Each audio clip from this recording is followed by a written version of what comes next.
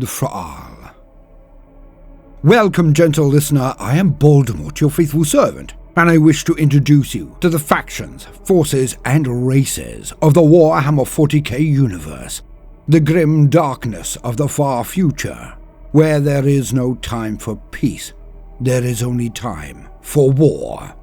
And today, we shall be discussing a rare and terrible thing, an empire that hunts and haunts humanity.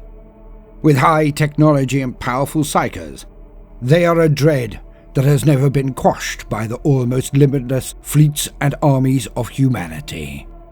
Known from the days of the Great Crusade, all the way up to the current era, they are neither negligible nor weak. Of course, I can only be speaking of the Fra'Al, or the Fra'Al, and I am willing to bet that very few of you have heard of this particularly deadly Xenos race. But, as usual, let us have a wee tale to set the scene and get the juices flowing. From the Bald Library, Raiders.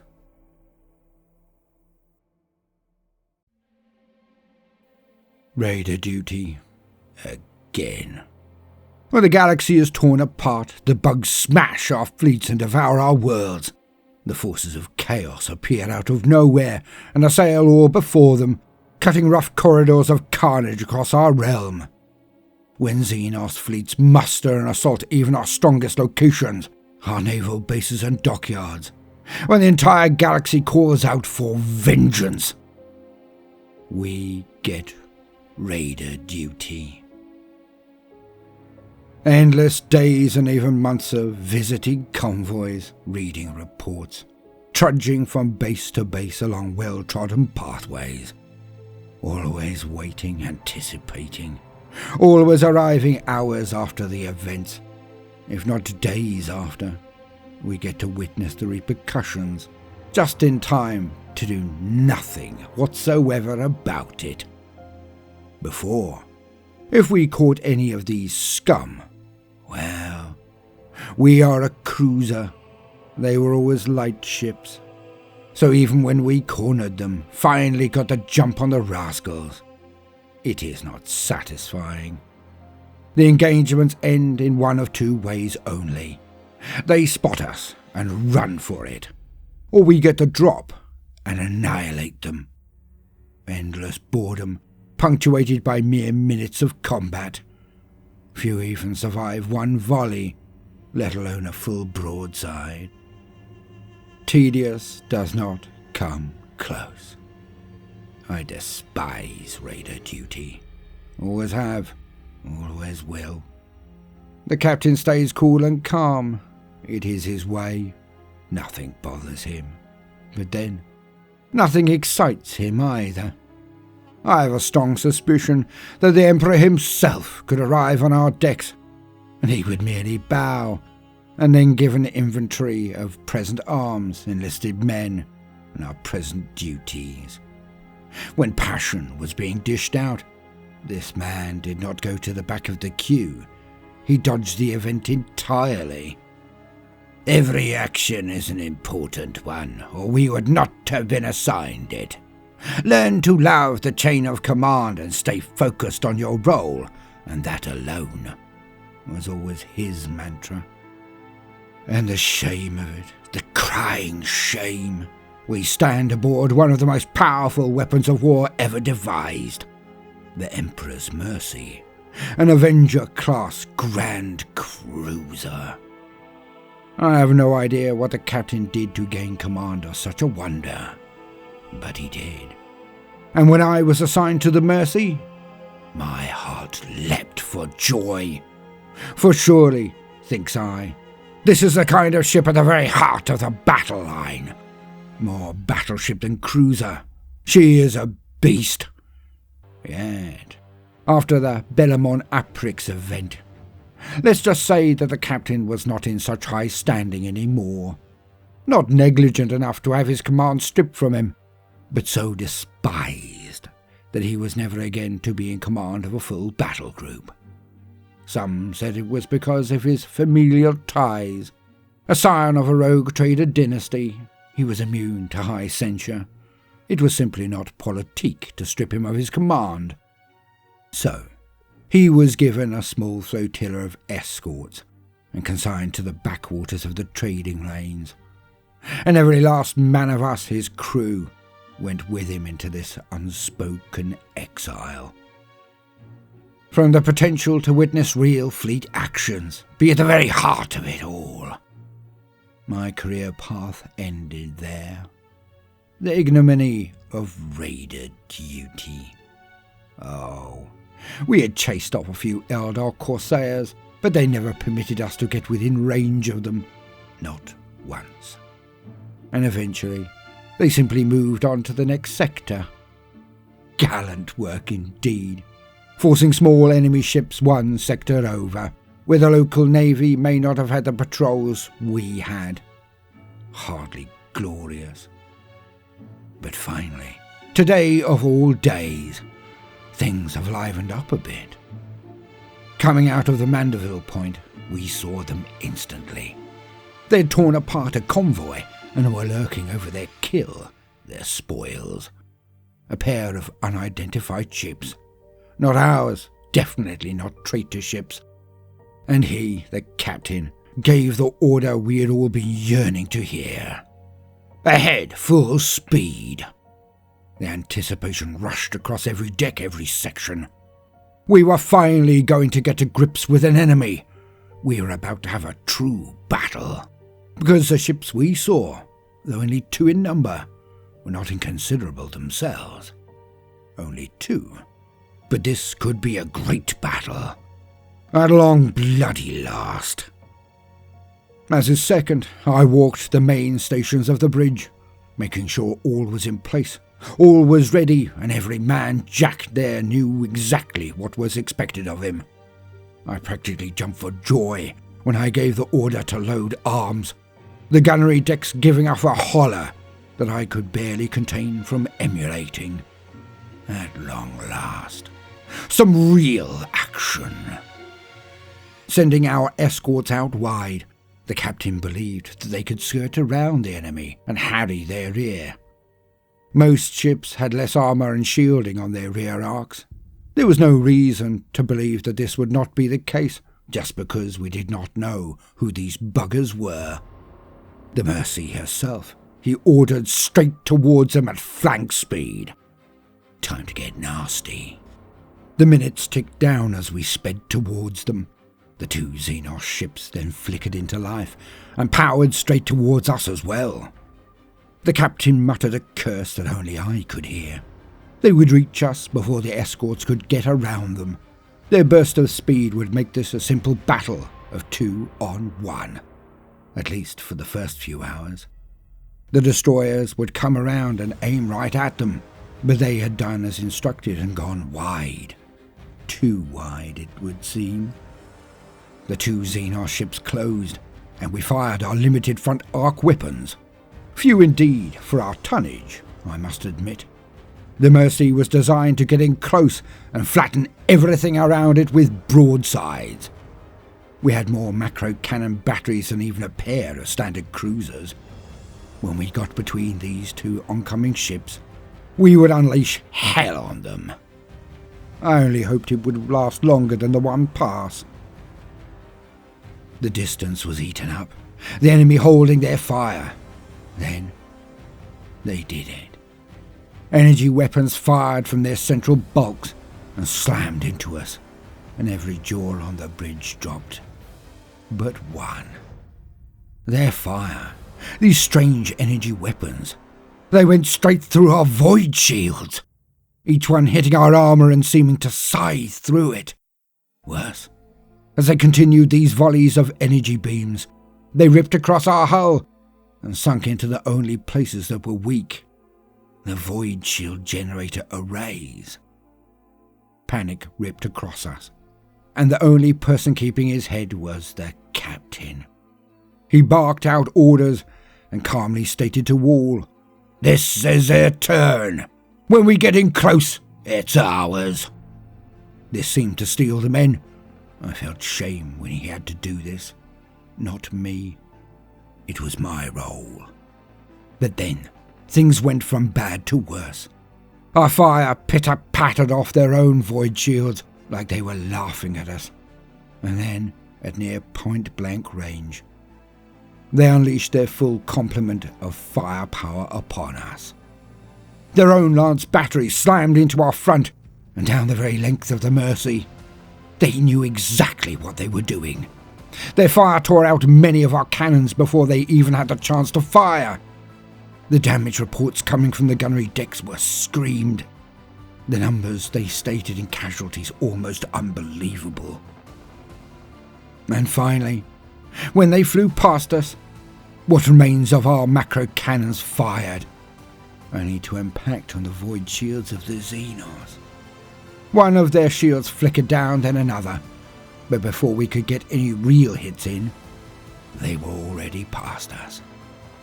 And with their unnatural speed, they turned and wheeled around so they were now behind us. They didn't waste time, firing these beams into us, stripping off our rear shielding.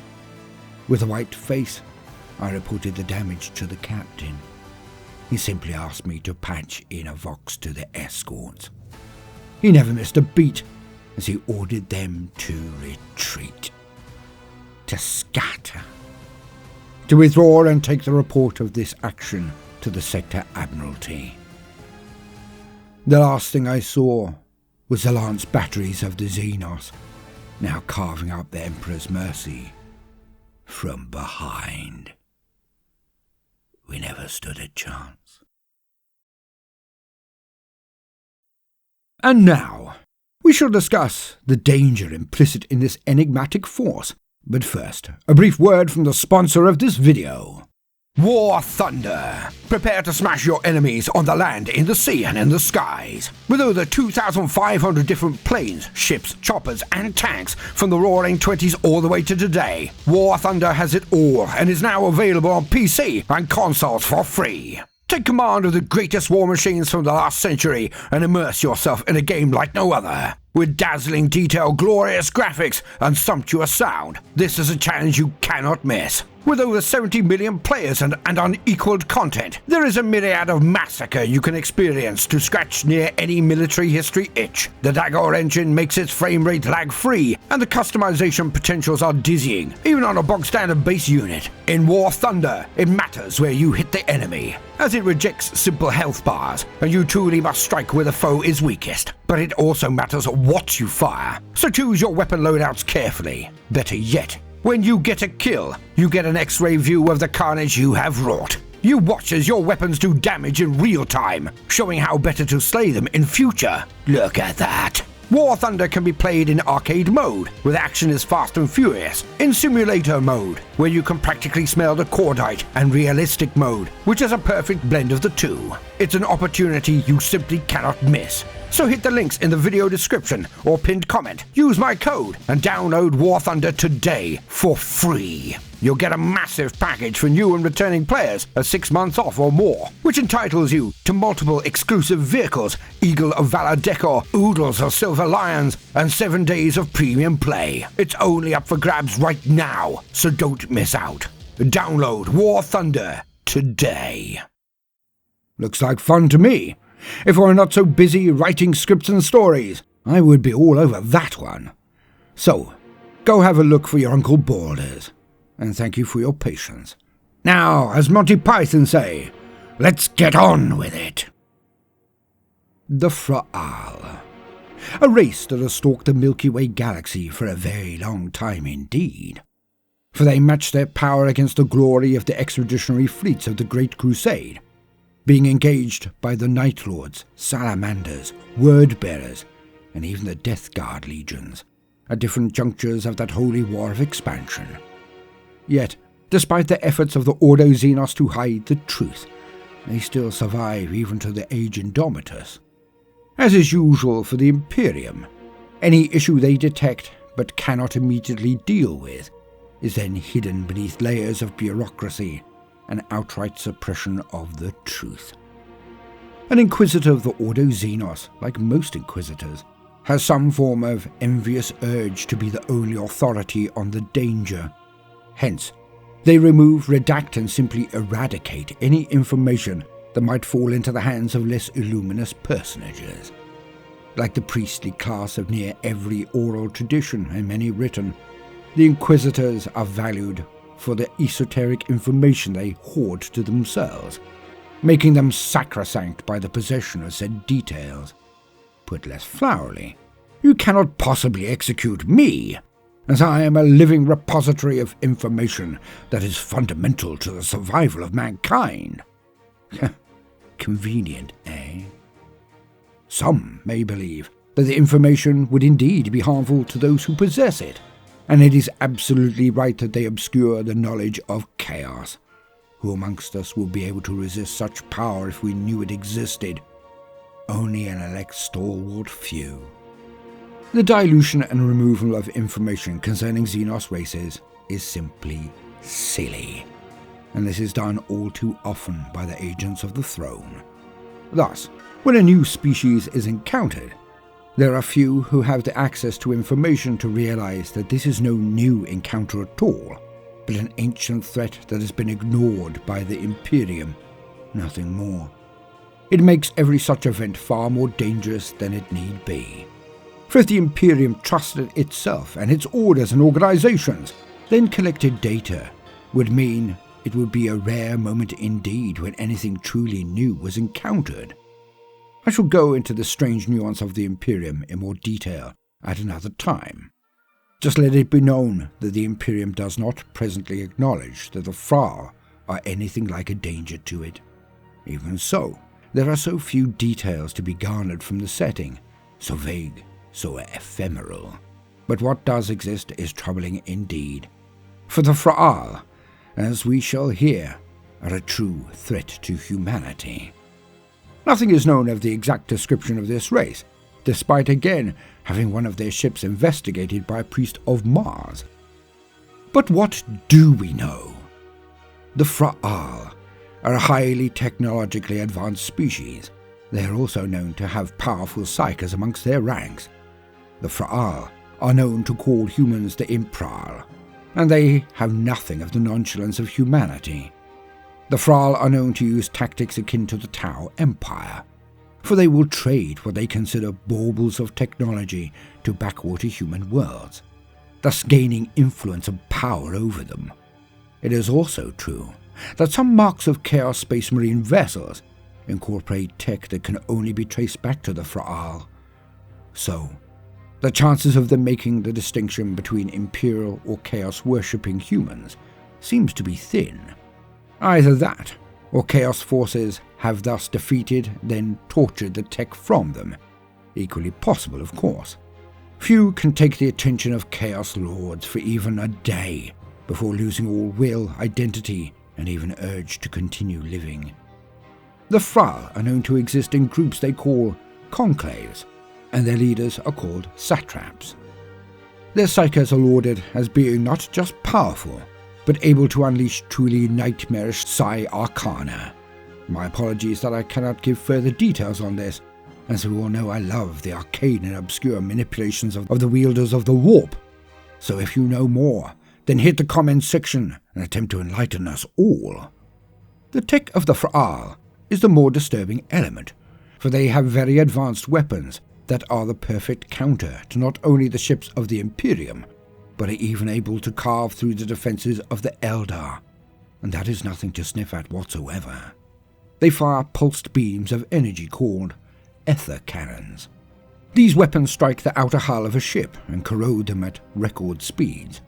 These ether cannon blasts can also short out or create feedback loops in targeted ships, overloading their void shields.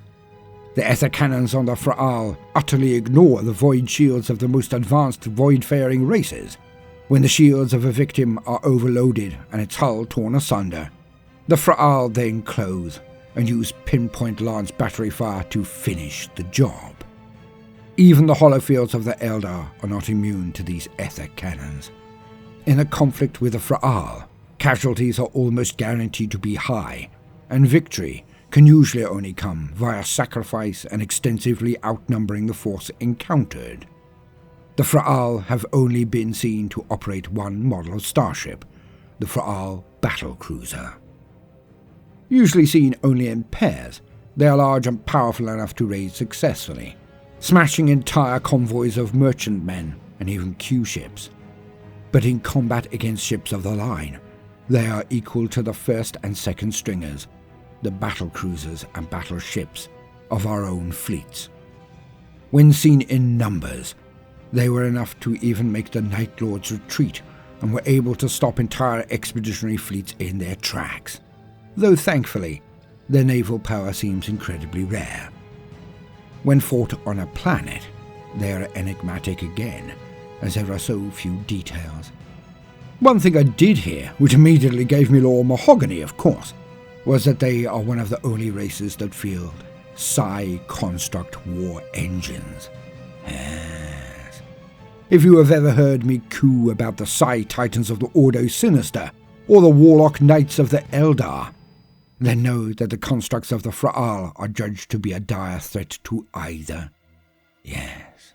Mighty war engines of epic scales that can unleash psyker powers of the warp. I mean, what's not to like? Because stomping into battle with a psi-titan killer would be a glory to many of us, I'd wager. But moving on. One of the only other details we know of their weaponry is the Fra'Al glass knife.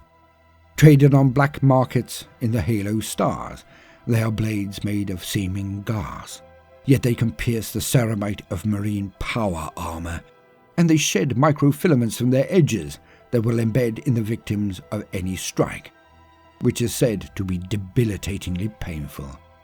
These Fra'Al glass knives are also thought to be psychically active, and some Imperial prognosticators use them as foci for their power. Called night shards, these items are highly prized by the faithful, but also by chaos sorcerers.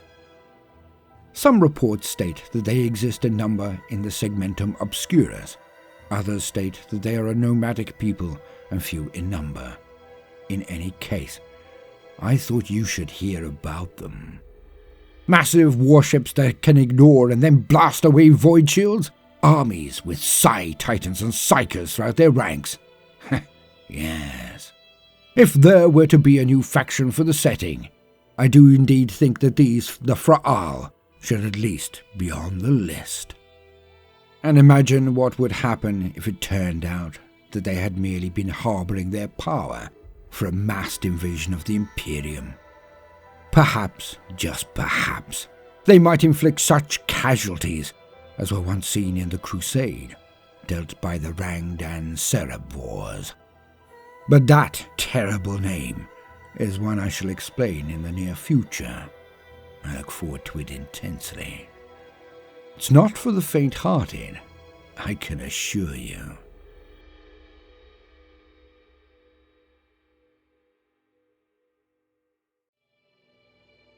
I have been Baldermort, your faithful servant. And don't forget War Thunder, available on PC, PS, and Xbox for free. So hit the pinned comment and download that puppy. New and returning players of over 6 months' absence will be showered with goodies, so you can then shower your enemies with darker. And the links don't last long, so get stuck in right now. As usual, if you enjoyed this video, then dump a like on it, subscribe, and hit me with a comment with any observations.